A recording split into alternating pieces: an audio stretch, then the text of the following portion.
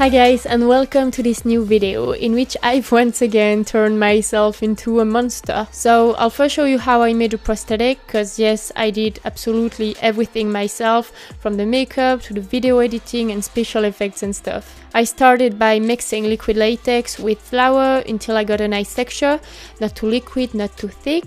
I used my face cast as a base to build my prosthetic, and I put the mixture on it in a circle, and I started to shape the texture I wanted it to sit on my face. For the teeth, I made them out of polymorph plastic that I melted in some boiling water before giving them the shape I wanted. Then I placed them one by one in the mixture.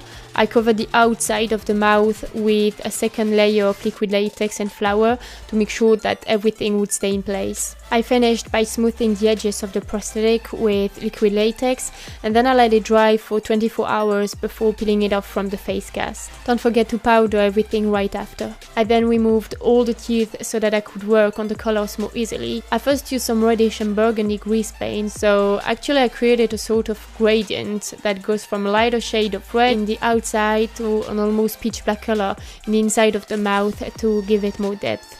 For the edges of the prosthetic, I used alcohol activated paint to give a skin color to the latex, and then I used a reddish shade on the top of the prosthetic to give an irritation effect. I glued the teeth one by one with some strong glue before coloring them in yellow, still with alcohol activated paint. So here what I've done is that I've created a transition of colors that goes from orange on the base of the teeth to yellow on the tips. It's what makes the teeth look the most realistic, I think.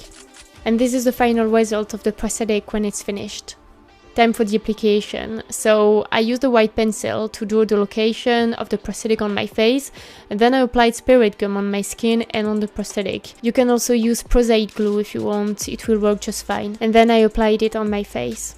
To keep it in place and to make sure that the edges blend well with my skin, I applied several layers of liquid latex and tissue papers all around it. Try not to put any latex in your hair if you wanna keep it on your head, or what you can do is using Vaseline or something oil-based to protect it. It doesn't look like that, but I was being very careful. I used a hair dryer so that the latex could dry faster. Then I worked on the colors again using the same process as when the prosthetic was on my face cast, so again with some alcohol activated paint and this gradient of skin colors that goes from my usual color of skin to a more reddish irritation type of effect.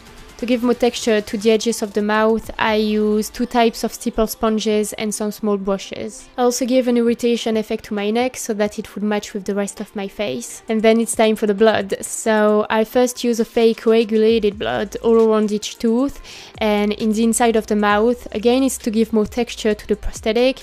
And then I use some stage blood that I applied with a stipple sponge. I also added some blood on my teeth, and as I always say, feel free to add more or less blood. It really depends on what you want, if you want it to be very gory or not that much. As you probably guessed, I used the green screen on my face to do all the cool special effects that you've seen in the intro. So I applied a green fluorescent body paint that basically acts as a green screen. But if you want to reproduce this makeup, what I suggest is to paint your face black instead of green, and it would still look very cool.